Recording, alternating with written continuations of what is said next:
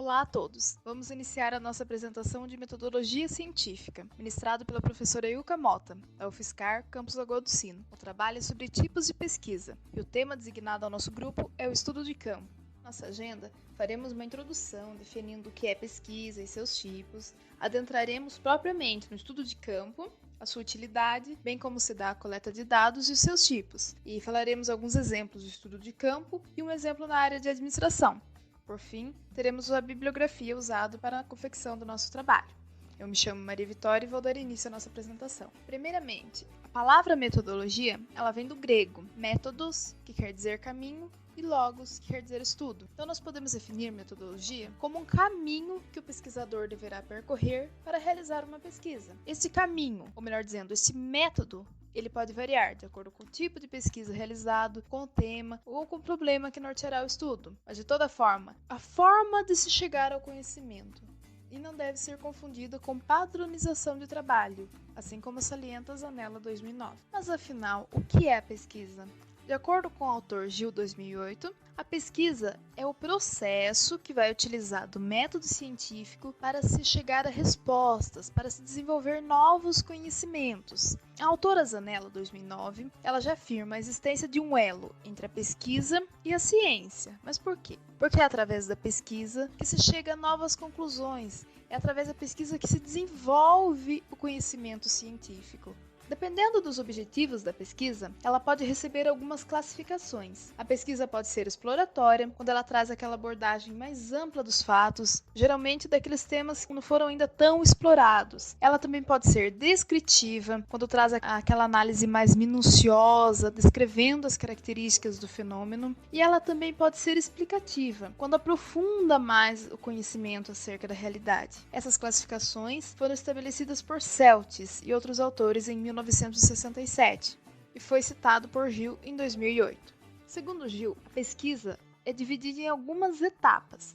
Primeiramente, é necessária a formulação de um problema. Em seguida, é preciso estabelecer os objetivos e as hipóteses que vão nortear o estudo. Depois, é necessário realizar um delineamento da pesquisa para facilitar a análise dos dados e também das variáveis. Em seguida, é preciso selecionar uma amostra ao qual vai ser trabalhado o estudo e definir já o instrumento que vai ser utilizado para a coleta dos dados, para então realizar a coleta propriamente dita. Por final, é necessário a interpretação desses dados para que eles possam ser expostos em um relatório. Segundo o PROET 2017, se nós formos classificar a pesquisa de acordo com o método científico utilizado, ela vai poder ser qualitativa, onde vai buscar entender e interpretar os fatos, mas ela também pode ser quantitativa, quando o pesquisador vai enumerar, vai quantificar os dados que ele obteve com a realização do estudo. De acordo com Gil 2002, existem alguns tipos de pesquisa, que vão desde pesquisa bibliográfica,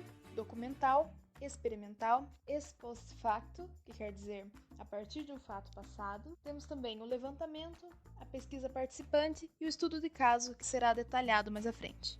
Oi, eu sou Isabela e vou falar o que é o estudo de campo. Assim como o levantamento, o estudo de campo nada mais é que a solicitação e a coleta de informações para um grupo significativo de pessoas acerca de um problema estudado, para que, acima de análise quantitativa, seja possível obter conclusões correspondentes aos dados coletados. Porém, diferente do levantamento, é muito importante ressaltar que o estudo de campo é focado e estudado apenas um grupo ou comunidade de acordo com a sua estrutura social. Ou seja, a seleção dos indivíduos não é necessariamente caracterizada apenas por questões geográficas. E essa seleção mais nichada faz com que a interação entre seus constituintes fique em maior evidência. Ele não tem tanto alcance quando se refere a obter informações das pessoas, porém, a partir dele, obtém-se maior profundidade e é procurado o aprofundamento das questões propostas, ao invés da mera distribuição de características da população estudada. Oi, sou a Daiane, vou falar sobre a fundamentação do estudo de campo, tipo de coletas de dados e como elas são feitas. Originando-se do campo da antropologia, o estudo de campo constitui o modelo clássico da investigação, e nos dias atuais sua utilização se dá em muitas áreas, como na sociologia, na educação, na saúde, na administração, entre outros. Ele é utilizado com o objetivo de obter informações e conhecimentos acerca de um problema para o qual procuramos uma resposta, ou de uma hipótese que queiramos comprovar, ou ainda descobrir novos fenômenos ou as relações entre eles. Os estudos de campo pesquisam situações reais. Nele, o pesquisador efetua a maior parte do trabalho pessoalmente, pois é importante que o pesquisador tenha ele mesmo uma experiência direta com a situação estudada. E apesar de que existam procedimentos comuns a todos os estudos de campo, não há como determinar a priori as fases a serem seguidas em todas as pesquisas de campo, pois cada estudo de campo dita seus próprios procedimentos e as suas especificidades. Nesta fase, definimos onde e como será realizada a pesquisa, qual o tipo de pesquisa, a população, a amostragem, os instrumentos de coleta de dados e a forma como pretendemos tabular e analisar esses dados. É a etapa da pesquisa em que reunimos dados através de técnicas específicas para cada tipo de pesquisa. Os estudos de campo tendem a ser demorados e requerem contato direto em diversos âmbitos com as mesmas pessoas. Assim, a cooperação da sociedade é essencial. Gil traz em seu livro, a partir das ideias de Daniel Katz, sugestões de alguns procedimentos que podem auxiliar nesse sentido. A busca pelo apoio das lideranças locais, pois é especialmente importante quando se está lidando com uma estrutura hierárquica. Aliar-se a pessoas ou a grupos que tenham interesse na pesquisa. Assim, os interessados em algum melhoramento na comunidade ou empresa poderão receber bem os pesquisadores e lhes apoiar. Fornecer aos membros da comunidade as informações obtidas, pois manter as informações sigilosas não é conveniente, porque pode gerar dificuldades em eventuais contatos futuros com a comunidade. Porém, algumas revelações podem prejudicar a pesquisa. Assim, o conveniente é fazer a apresentação da pesquisa no geral, sem se aprofundar em alguns aspectos. Preservar a identidade dos respondentes. Se as pessoas forem alertadas que suas identidades serão guardadas, deverão de fato permanecer anônimas. Isso corresponde a uma importante obrigação moral dos pesquisadores.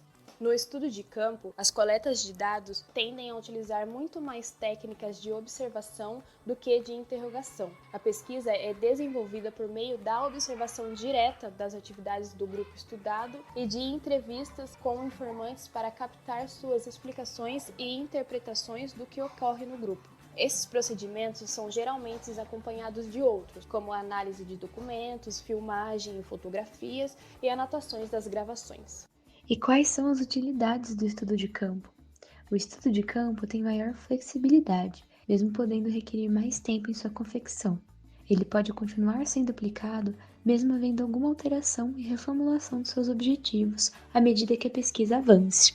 Por ser desenvolvido no mesmo local que ocorrem os fatos e os fenômenos, necessitando que o pesquisador realize a maior parte do trabalho pessoalmente, é trazido pelo próprio pesquisador sua experiência direta com o ambiente estudado. Além de que, os resultados acabam sendo mais fiéis por conta disso. No entanto, é necessário que o pesquisador seja o menos subjetivo possível em suas análises e interpretações, para que não influencie nos resultados da pesquisa.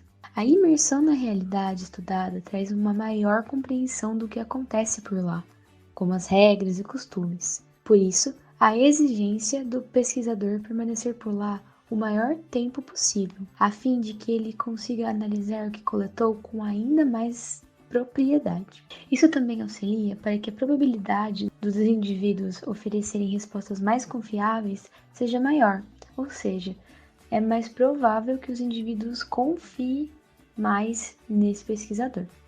No estudo de campo, não tem requerimento de equipamentos especiais para a coleta dos dados, sendo mais econômico para o pesquisador. Aqui estão 4 exemplos de estudo de campo em forma de artigos. É possível perceber que se tratam de assuntos distintos, em áreas distintas e que mesmo assim correspondem a todas as características que já foram vistas sobre estudo de campo. Olá, eu sou Maria Paula e eu vou comentar sobre o artigo que a gente escolheu. O artigo escolhido foi Recrutamento e Seleção de Pessoal, como agregar talentos na empresa. O artigo basicamente fala sobre os processos de recrutamento de pessoas para empresas e como é possível fazer eles de forma mais assertiva, com que a empresa acaba atraindo pessoas que realmente façam sentido e que as pessoas que se candidatem também consigam entrar em empresas e em vagas que façam sentido para eles. Então, o objetivo desse artigo é analisar os métodos de recrutamento e seleções utilizados por empresas de Santa Maria, no Rio Grande do Sul. O objetivo específico é verificar os métodos e formas de avaliação utilizadas no processo de contratação efetiva dos funcionários e se há resultados satisfatórios. Eles querem também analisar o papel do profissional na gestão de pessoas quanto à discriminação de candidatos e identificar a eficiência dos métodos de recrutamento. A pesquisa foi feita de forma qualitativa e quantitativa, exploratória e descritiva. O estudo de campo foi feito com a coleta de informações de 40 empresas por meio de aplicação de um questionário. E eram empresas do ramo de comércio, prestação de serviços, indústrias e empresas de recrutamento. Então, o objetivo é servir de um referencial para os futuros colaboradores e para pessoas da área de gestão de pessoas. O recrutamento visa buscar no mercado de trabalho os profissionais que se adequem ao perfil requerido pela vaga, ser preenchido e busca demonstrar habilidades necessárias para lidar com o ambiente competitivo e exigente das empresas formadas por um mercado dinâmico e disputado. A função da pessoa da área de gestão de pessoas não é somente recrutar pessoas para a empresa, mas também ser a pessoa que media a relação funcionário e empresa. Então, ela tem que sempre entender o que está acontecendo dentro da empresa para que o funcionário se sinta bem e a empresa consiga extrair o melhor desse funcionário. Então, a gestão de pessoas administra a relação da organização. E também propõe desafios e para ambas as partes, com vontade de maturidade, atenção e melhor planejamento para a empresa, né? A problemática do artigo era responder essa questão. Quais as formas que são utilizadas para realizar o processo de recrutamento e seleção de candidatos a uma vaga de mercado de trabalho? Agora eu vou passar a palavra para o Curvelo. Oi, tudo bem? Meu nome é João Curvelo. Pegamos como exemplo um estudo de campo sobre a metodologia de seleção das empresas, ou seja, qual caminho a empresa decide escolher na hora de selecionar seus novos profissionais. Obviamente, existe um recorte regional, que é Santa Maria, no Rio Grande do Sul, e o público-alvo são empresas de prestação de serviço, indústria e comércio. Esse estudo de campo é separado em duas fases. A primeira é uma pesquisa bibliográfica, de caráter qualitativo, ou seja, um estudo teórico. Como a Maria comentou, para entender o que é gestão de pessoa, qual o impacto uma cultura tem dentro da empresa e qual que é a genealogia de selecionar pessoas. Por fim, foi comentado que era necessário criar um ambiente colaborativo e eficaz, que prevaleça a cooperação, para assim existirem bons resultados. Mas as metodologias eram muito mistas, então existia recrutamento interno, externo, misto, e dentro desses processos podem existir diferentes etapas, tais como uma análise curricular, testes que servem para ver como é a precisão e o desempenho da pessoa no cargo, uma entrevista que pode ver a capacidade de trabalhar sob pressão, capacidade de se ajudar, até a motivação da pessoa na empresa, uma verificação de referência, dinâmicas em grupo, enfim, eram diferentes processos. E afinal, o que as organizações escolheram? Aí entra a segunda parte do nosso estudo de campo, que é o caráter descritivo, uma coleta de informações com uma pesquisa mediante a aplicação de um questionário estruturado. Então foi colocado todos esses caminhos que podem ser percorridos e a conclusão foi observado que as empresas de Santa Maria se destacam pelo recrutamento misto, que é o mais vantajoso para a organização, que tem as partes boas e ruins, do interno e externo.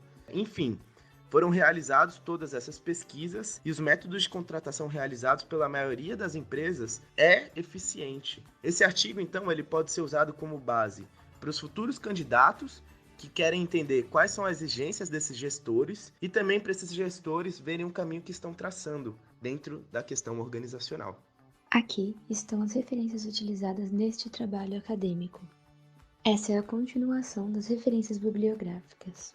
Outra continuação das referências bibliográficas. Por fim, mas não menos importante, queremos agradecer a docente Ilka Mota e os nossos demais colegas pela atenção nesse vídeo. E aqui queremos nos apresentar. Esse trabalho foi elaborado pelos discentes Daiane Cristina Meira dos Santos, Isabela Dorigatti Neri, João Pedro Pereira Curvelo, Maria Paula Fernandes Dias Soares e Maria Vitória Rochel.